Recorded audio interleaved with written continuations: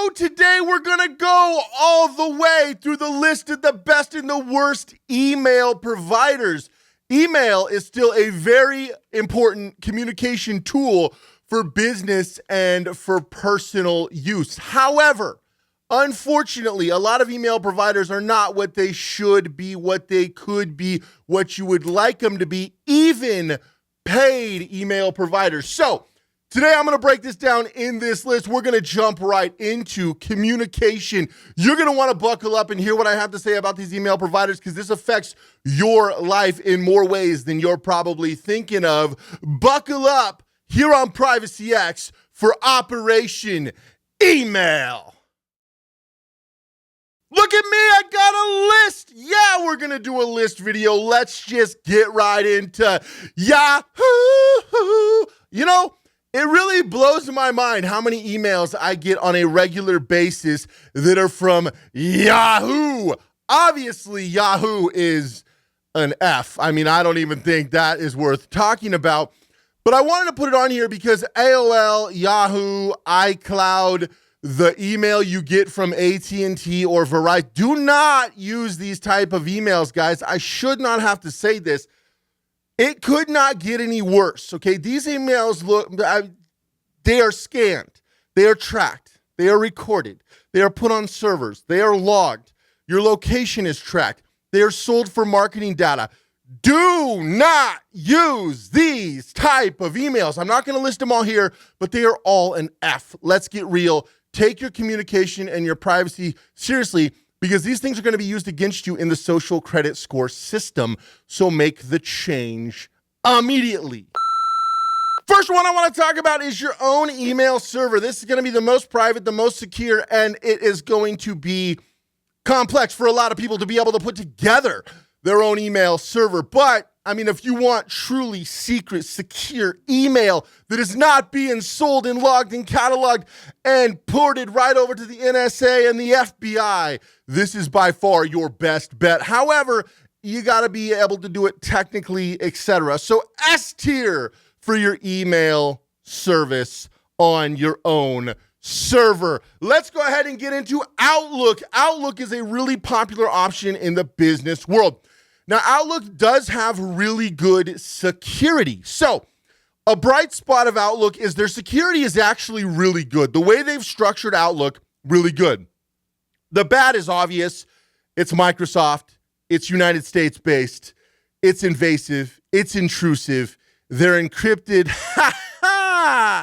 No. So the reality is, while Outlook is probably decent for general business communication, especially a lot of big companies like them, they're a D-tier email. Do I recommend you all go out and do your super secret sensitive email through Outlook? Now, you can use Outlook as a web client and you can port in another email, but I'm just talking strict email providers. Would I just use Outlook by themselves? Some people like Outlook. If you like Outlook, you could actually use Thunderbird. There's a lot of other tools you could use for your email, but Outlook by itself is D-list through and through. I don't think there's a lot more to say about that. It's better than those outdated old school emails, but just barely. The security is good, the privacy is zero, and the invasive intrusiveness is through the roof. HushMail is the next one we are going to talk about. Now, when you're looking at email, when you're looking at a good email provider, especially if you're going to pay, you need end-to-end encryption. You need two-factor authentication. And honestly, really, you should have hardware 2FA. And I talk a lot about hardware 2FA, but I mean an app at bare minimum. Phone is the worst case, but I guess it's better than no 2FA. You need a service that's stripping metadata on a regular basis. And where your server locations are held is where the governance and what, overseeing bodies for those emails is pretty important. Now, HushMail is free and paid, but it's in Canada. Canada is quickly becoming one of the worst countries to have anything business or technology-wise. Obviously, Canada does not have a very impressive technological base. It's more of a timber country, but that's about it. Like, Canada has two real cities. They're on the border of the United States for obvious reason. Canada is not what it should have been or could have been in basically every way. And it's unfortunate because Canada is a beautiful country with a lot of great people, but their leadership is some of the worst in the world. And this is what has allowed Canada to falter. And their technology, you don't see a lot of companies come out of Canada. Notably, you see things like Shopify and things, but there's not a lot of tech in Canada the way that it should be. It should be a tech hotspot. The reason it's not is because their privacy laws have really taken some hits. They become substandard. I no longer recommend HushMail. I know some people like them who've used them for a long time. I'm going to give HushMail, I think if we're being fair, I got to give them a C because they're a little bit better than Outlook, but not much. But I mean, they're going pretty neck and neck. The next one, Mailbox.org. This is a fan favorite for privacy advocates, Mailbox.org, and it is based in Germany. It's a pretty good client overall, although it's not substantial. Germany is a problem because of the oversee and body. You see the eyes, you see the Five Eyes countries, you see the 14 Eyes countries. You hear that come up a lot for security and for supposed criminal activity reporting, etc. And Germany is part of that, of course. Mailbox.org, to me, their features are average. Their technology is kind of stuck in time. I'm not a huge fan of Mailbox.org. Now, I've used every service on this list, both paid and free, to try them out. And honestly, Mailbox.org to me also feels very middle of the road. There's nothing special about them. Encryption standards are lacking. Basically, everything about them, in my opinion, is lacking. It's kind of average. So Mailbox.org, based on my experience and all the people I've talked to who've used them, I'm going to go ahead and give them a C as well. The next one I want to talk about is FastMail. Now, FastMail is really, really popular. But again, the problem is FastMail is located in probably a worse country than Canada, and that is Australia. And they are by far the worst. Australia has fallen apart. It's becoming a third world country. It's very sad to see what's been happening to Australia the last couple of, well, maybe the last 2 years, really. They're becoming a dictator, authoritarian. Some of the stuff that's happening in Australia right now is unfortunate. So would I trust my email in Australia? Zero chance. FastMail was okay. You know, they don't have a free plan. You look at the service as a whole.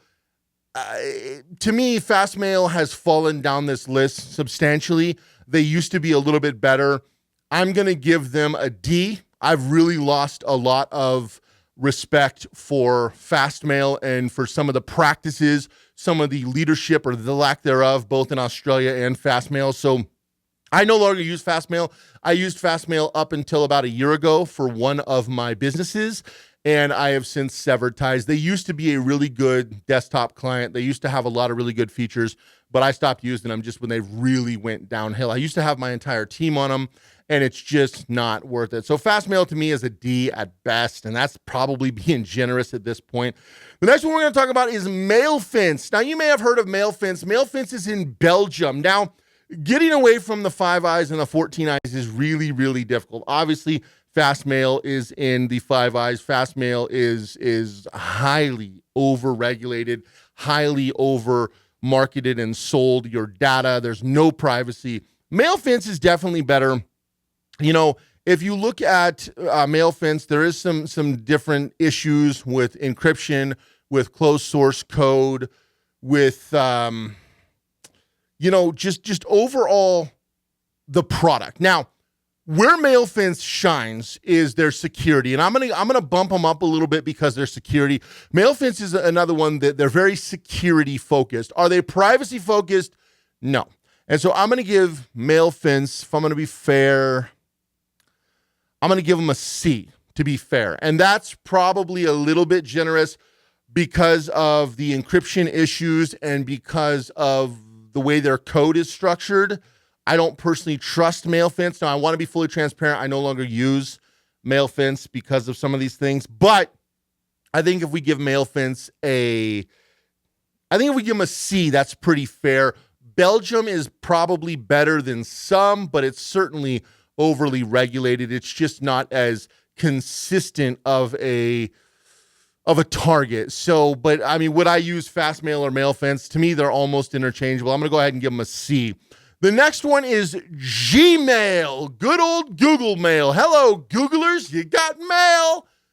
Well, I mean, Gmail is actually pretty secure considering because Google is a very security-focused company for their own reasons. It has nothing to do with you. They don't care about their customers. Although Google has admitted, I mean, if it's free, you are the product. And even Google's premium paid, so they do have free and paid, obviously, is complete trash. Google's email client is clunky and outdated. Their paid business one is actually pretty good. They're trying to compete with Outlook, although I would give Gmail an absolute F. Their privacy standards are zero. Their ethics are zero. The cool thing, too, is they're not even making you hook it to things like YouTube like you used to have to starting new accounts. I wouldn't say they're pivoting away from Gmail, but I don't think they're adding much new to Gmail. I think Google is focused on the premium email service, the premium business email client. The free email clients just kind of staying the same. It's a free email client, so you kind of get what you get. We're living in a world where if you want decent email, you have to pay for it. That's just a fact. There is no good free email, in my opinion. There is decent free email, and then there's horrible free email. Google Gmail falls under horrible. It is an F. I don't even think we need to talk about that. Countermail. Countermail is one that's really popular. Now, the problem is it's got a 7-day free trial. Countermail has a 7-day free trial, and then you have to pay. So it's paid only. Incredible web client. It is very, very strong security. Okay. Privacy is pretty decent. I actually like Countermail. I started using Countermail when I left FastMail with my team. There's some tools on there they like. Now, I use currently 5 email clients currently. And I can talk about that at the end of this video. But Countermail is one that I started using a while back, and I'm very happy with it. It is a paid program, pretty reasonable. All these email services are pretty reasonable depending upon what you're looking for, if you're a single user or if you've got a team like I do, or if you've got multiple aliases or email accounts or different businesses, if you need to port in different domains, which they all support that. I mean, that's pretty standard across all email providers nowadays. But Countermail, I'm going to go ahead and probably going to give them a little better score than I should. Probably going to give them a B. I think I'm going to have to go ahead and give them a B because I kind of like where they're going with it. I'm excited to see where Countermail goes. So we're going to go ahead and give them a B. StartMail has no free option, but StartMail is also a really popular one. I think StartMail is substantially better than FastMail. I think they've taken a lot of business from FastMail. There is no free option, like I said, but and it is in the 14 eyes countries. Now, they also have strong security. The problem with a lot of emails, they're focusing heavy on strong security, two-factor, but a lot of them have pivoted away from encryption, and that has become the problem. They've pivoted away from encryption time and time again. I would give StartMail personally I would give them a C because they are in the 14 eyes and because of the way that they're structured. I would absolutely give them a C. They're not the worst, but they're not the best. ProtonMail has an idiot for a CEO. I think everyone knows that at this point. He has come out to be a absolute disgrace, and it's very unfortunate. He is not part of the privacy community. Now, ProtonMail is in Switzerland. I do still use ProtonMail, although I will admit it is less and less, and it is ported through, and my backups are on my own servers. I don't keep anything on ProtonMail. I only use end-to-end encryption, but even that has been sketchy at times with ProtonMail.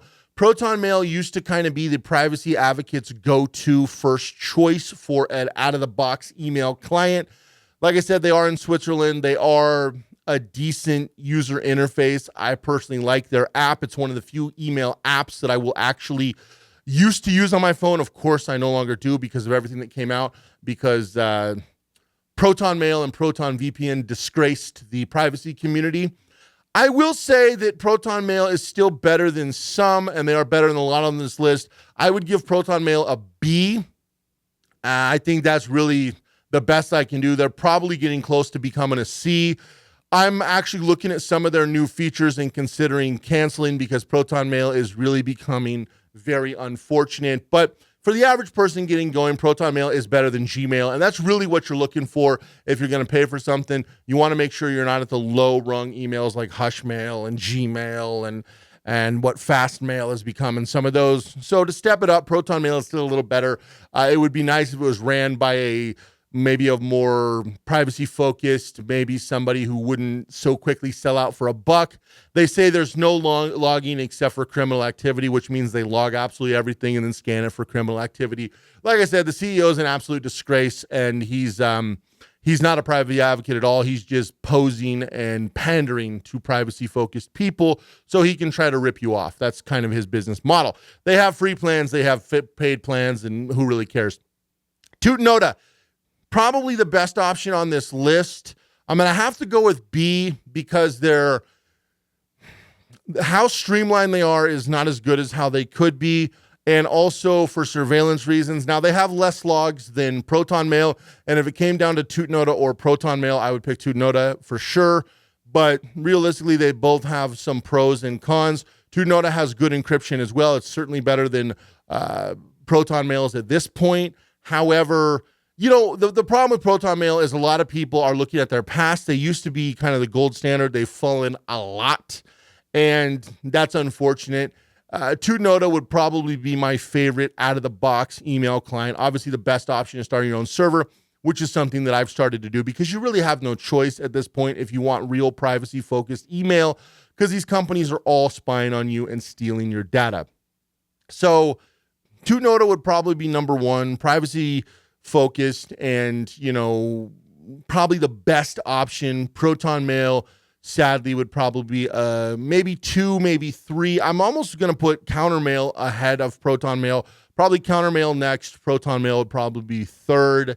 And yeah, that's kind of how this is going to break down. There is no A tier because email has fallen so drastically. There's a big opening for somebody. Now, some of you might be saying, Cody, why didn't you add any of the crypto-based emails? I haven't seen anything yet that is not looked like a scam or a fraud or a money grab. There's a few things that look semi-promising. Let me know down below if you know any that I should look at.